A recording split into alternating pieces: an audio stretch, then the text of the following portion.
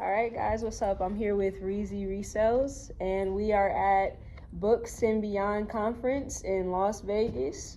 Reezy, I got a couple questions for you. So, Let's first do of it. all, where are you from, and how'd you begin reselling? So I'm from Santa Cruz, California. I am actually a second generation reseller. My aunt owned a Really? vintage thrift store for like a decade, pre 2000.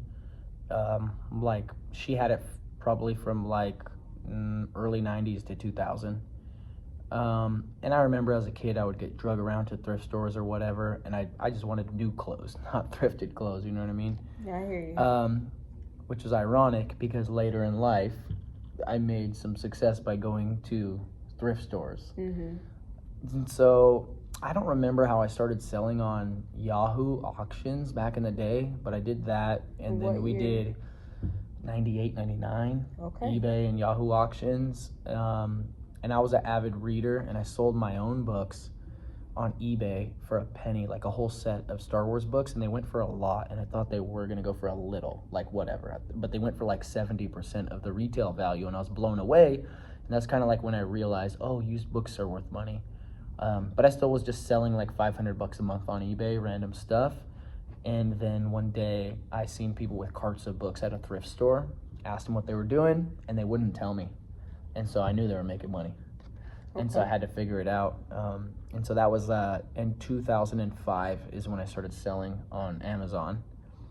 How'd you find out about selling on Amazon?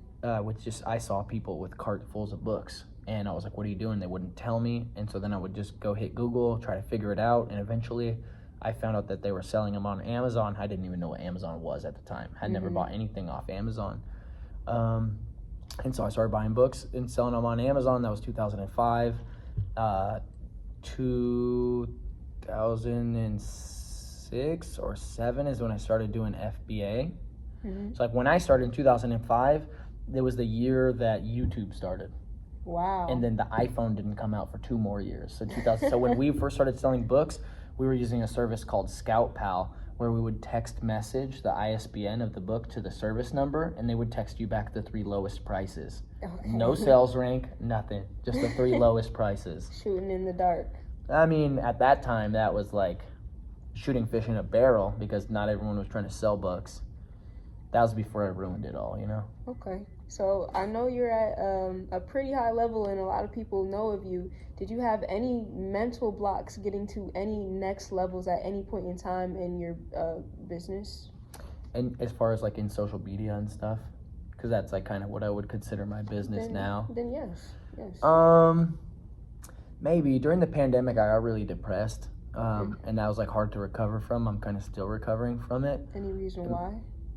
Yeah, everything was so weird during the pandemic. There, a lot of stuff people had to deal with, and a lot of people arguing with each other and bashing people, and like I just wanted to go skateboard so I just skateboarded a whole lot because I know that the skateboarders don't care. We're all the same, and like it was just my coping mechanism, Okay. But I didn't want to make YouTube videos because I was doing a lot of live videos at the time, and I was really worried about like, what if someone asks me a question on the live about how I feel about COVID or about President Trump or about like whatever, and I'm a really authentic, honest person to my own detriment, to where I'm like, I don't want to answer those questions, and I will if they ask me. So like I'm scared to go live now. And so I kind of just chilled off, and it was easy because my YouTube was going viral. So all during the pandemic, I was making more money than I ever made off YouTube. I was doing 10 to 15,000 payout a month off YouTube without posting any videos during the pandemic. So like, yes, I should have doubled down, but I was really depressed, and because the money was coming in, it made it easy to back off. You know what I mean? And just like whatever. How'd you get past that? I ended up trying to take some medication. I tried one medication, that didn't work. Then we tried Adderall, and that kind of worked for a while, but ultimately I don't think it worked. And then I waited like 30 days after getting off Adderall, and I still felt bad. And so I quit smoking weed.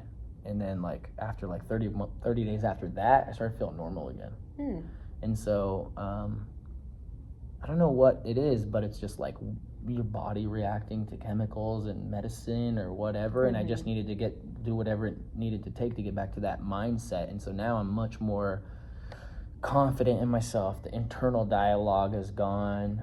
But like, I grew up being a skateboarder and making videos, and also a neglected child who would act out for attention all the time and stuff. And so like that life built me to be an influencer. You know what I mean? To where like I'm okay to be the center of attention, or to speak, or I'm to make jokes, or like whatever. So really doing social media comes naturally to me.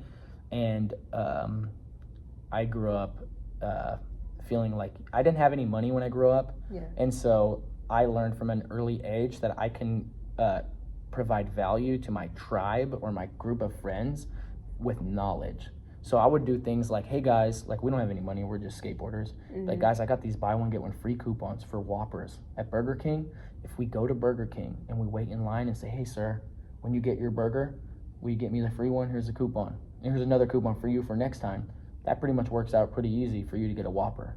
Wow. And then my boys would be like, damn, Reezy, you're killing it. Like, we fed the whole crew. You know what I mean? Yeah. And that was value I was able to give. Yeah. And so like at early age, I learned the value of providing value to people because I didn't have money. You know what I mean? Like, okay. And when someone in the crew has 10 or 20 bucks, it's kind of like everybody's money. You know what I mean? Because what are we doing today? You know what I mean? You're not going to let your friend starve. You know what I mean? Yeah, and you can't eat in front of your friend and not let them eat. Exactly. Yeah. Everybody has to eat. My best friend is like that. Yeah, it's a fact. You come to my house and we're eating, I'm about to serve you.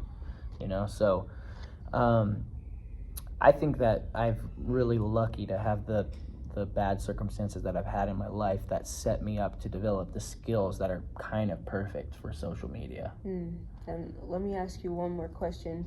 What is your number one goal for the rest of this year? Oh, that is such a good question. Okay, so and I don't actually have a goal for the rest of the year, I'm going to be honest. So, okay. But I would like to make one, and I would think that I want to get back to doing 2 videos a month on YouTube before the end of this year. Okay. Because right now I'm struggling to do 1 a month, and before the pandemic I used to do 4 to 8 a month. So why I would do an edited and a live video every week. It just seems really hard. But during the when I was in the pandemic, I was doing 4 to 8 videos a month. Like 2 or 4 edited and 2 or 4 live, right? Mm-hmm. And then now just trying to go back to that quickly, it seems like insurmountable. Well, do you have it in your schedule to do so? No. I'm not a scheduled person. Well, that's why. I'm a very if you don't bad scheduled person. plan it, you can't do it, man. No. And so, so I think I underestimated, or I put too much pressure on myself. I'm not like depressed that I'm not meeting my standards or whatever, but just like it's much harder now than it was. I'm trying to go back to 4 videos a month in one step instead of how I got there and I forgot that I didn't go straight to that. I did 1 a month. Maybe I didn't do 1 next month, and I did 2 the next month, and I did 2 a week or whatever. So if I could get back to doing 2, I would like to get back to doing 2 videos a month before the end of the year, and also to do some type of serious commitment into writing my biography. Okay. Which you heard a little bit of, right? Yes. At the conference. Well, the people are going to hold you to it. I'm going to hold you to it. Damn. We're all going to be looking out for it. So, appreciate it. No schedule, but we're watching. So Thank you for the interview. Thank you. Awesome. No worries. Keep doing your thing. For sure.